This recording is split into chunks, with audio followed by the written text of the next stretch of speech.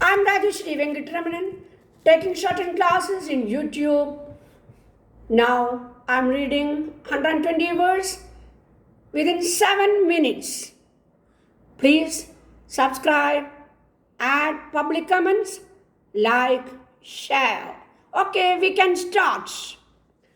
Mr. Speaker, at so late an hour of the night, I'm sure you will do me the justice to believe that I do not mean to go at length into the discussion of this great question. Exhausted as the attention of the House must be, and unaccustomed as I have been of late to attend in my place, nothing but the deep sense of my duty could have induced me to trouble you at all, and particularly to request your indulgence at such an hour. Sir, my honorable friend has truly said that the present is a new era in the war. The Chancellor of the Exchequer feels the justice of the remark, for by travelling back to the commencement of the war and referring to all the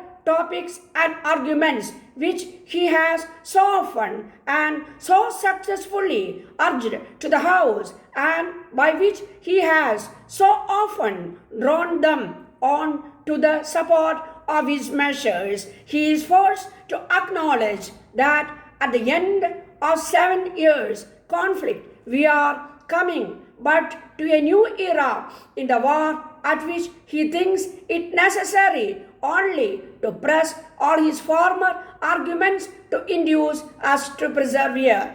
If the right honorable gentleman shall succeed in prevailing on Parliament and the country to adopt the principles which he has advanced this night, I see no possible termination to the contest. No man can see an end to it, and upon the assurances and predictions which have so uniformly failed, we are called upon not merely to refuse all negotiations, but to countenance principles and views as distant from wisdom and justice as they are in their nature. I shall not follow him into all the details, though I do not agree with him in many of his assertions. I do not know what impression his narrative may make on other gentlemen, but I will tell him fairly and candidly, he has not convinced me. I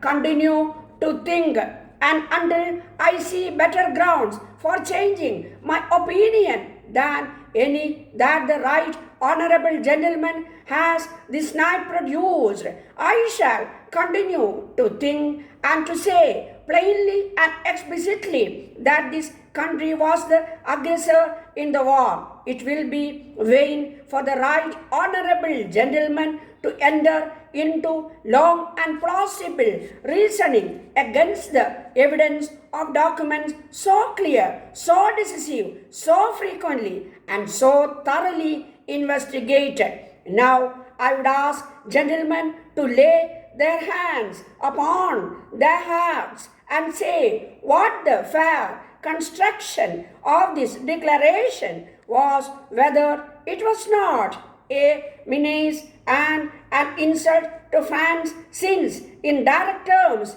it declared that whenever the other powers should conquer, they would attack that country. Let us suppose the case to be that of Great Britain. Will any gentleman say, if two of the great powers should make a public declaration that they were determined to make an attack upon this kingdom as soon as circumstances should favor their intention, that they only waited for this occasion, and that in the meantime they would keep their forces ready for the purpose, that it would not be considered by the Parliament and the people of this country as an hostile aggression? And is there anyone to say that the nation could retain its honor and dignity if it should sit down under such a menace?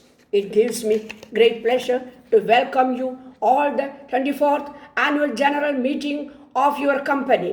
The director's report and the audited statement of accounts for the year ending 31st March 1960 have been with you for some time now, and I trust you will permit me to take them as read. A clear picture of the working of the company during the year under review has been briefly given in the director's report.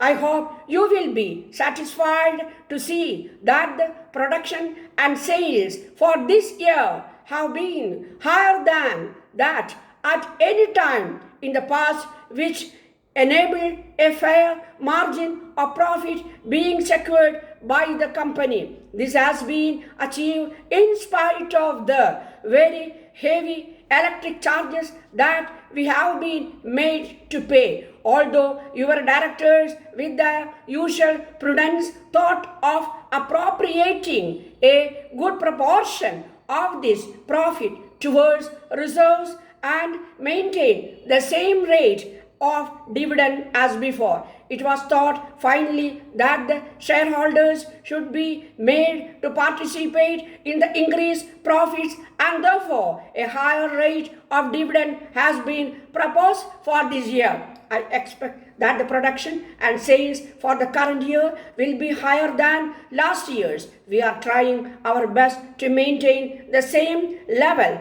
of profits, although our costs of cooperation are higher and selling prices of some of our products lower. While shape is being given to our expansion plans in this manner, you must be aware that the development of the fertilizer industry country is being taken up seriously by the government of India, and large-scale units are being planned all over the country.